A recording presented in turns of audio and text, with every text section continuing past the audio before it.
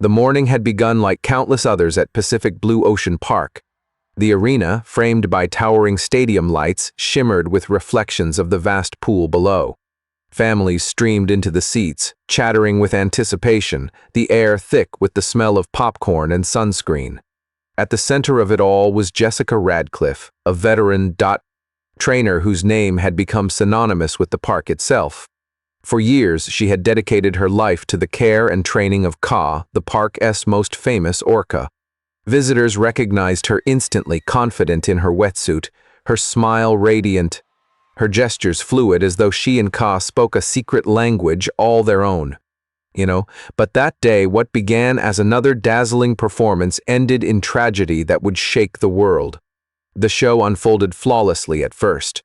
Ka soared from the water in breathtaking arcs, sending sheets of spray cascading over delighted children. He responded to Jessica's every signal with precision, displaying the kind of grace that made people forget his sheer size. 6 tons of muscle and intelligence compressed into a black and white silhouette. The crowd cheered louder with each trick, their applause echoing off the steel and concrete walls of the park. Then, as Jessica prepared for the finale, she turned her back for the briefest of moments.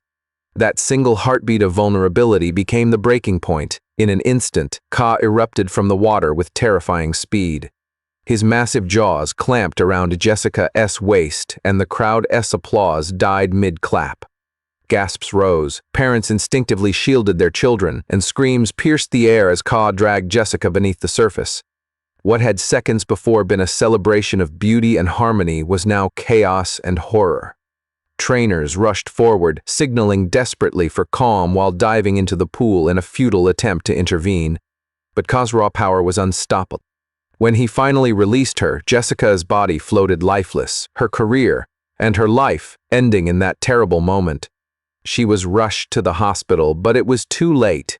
The world soon learned that drowning, compounded by severe internal injuries, had claimed her life.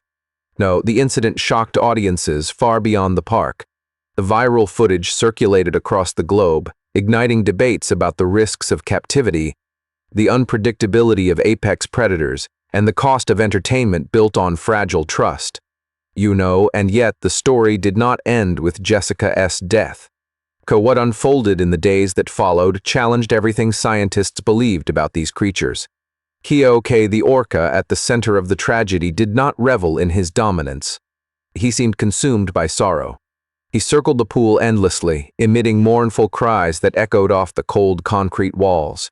Trainers who had worked alongside him for years described the sounds as unmistakably grief-stricken, almost like weeping. Time and again, Ka searched the water, diving deep and surfacing, as if expecting Jessica to reappear. For those who witnessed it, his behavior raised haunting questions. Had Ka understood what he had done?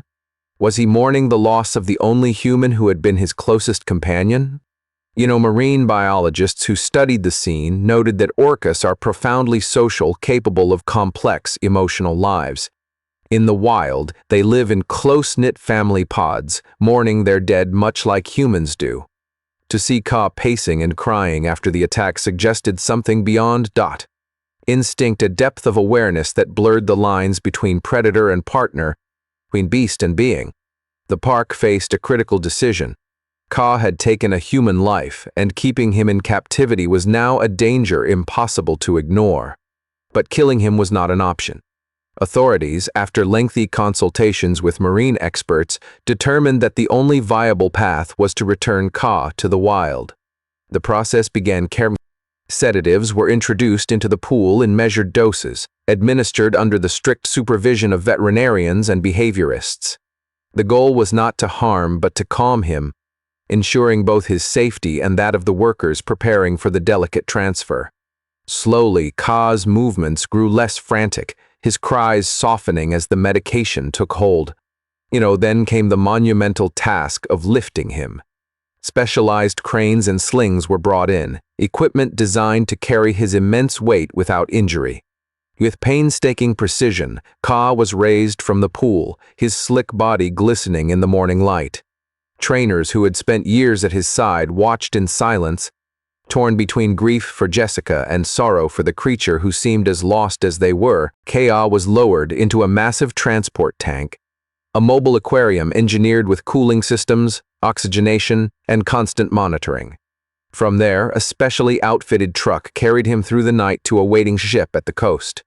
The journey was long, each mile carrying him farther from the only life he had ever known in captivity, and closer to the vast, unknowable ocean of his ancestors.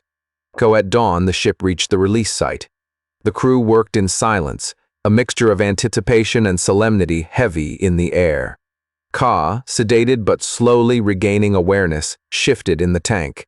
Ropes were secured gently around him, connected to a crane positioned over the ship's side. With slow, deliberate movement, the giant was lifted once more.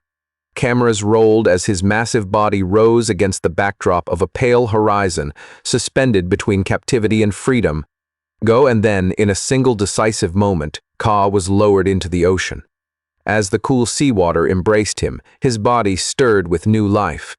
The ropes fell away, and for the first time in decades, Ka swam into the open sea. At first, he lingered, circling the ship as though uncertain. Then, with a sudden burst of speed, he surged forward, his dorsal fins slicing through the waves. The crew watched until he was only a distant shadow against the expanse of the ocean. Some wept. Others simply stared, awed by the enormity of what they had witnessed.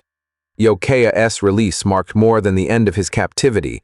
It became a symbol, a reminder of the fragile line between human ambition and nature's will. For some, the tragedy proved that killer whales should never be confined for entertainment. For others, it was a testament to their complexity, creatures capable of both immense violence and profound grief. Jessica's death left behind a void that could never be filled, a loss felt not only by her family and colleagues, but by all who had admired her dedication. Yet the image of Ka swimming into the horizon carried its own message. That freedom, however delayed, is the birthright of every wild creature.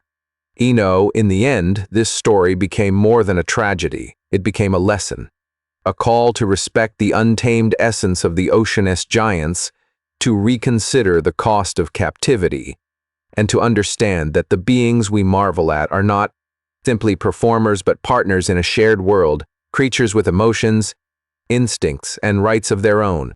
Ka's mournful cries after Jessica's death still echo in the memories of those who heard them. They remind us that behind the spectacle of marine shows lies a truth both beautiful and sobering.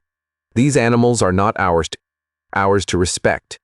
And somewhere, in the boundless blue, Ka swims free, a shadow of both tragedy and hope, carrying the weight of a story that changed how we see the ocean's most majestic predator.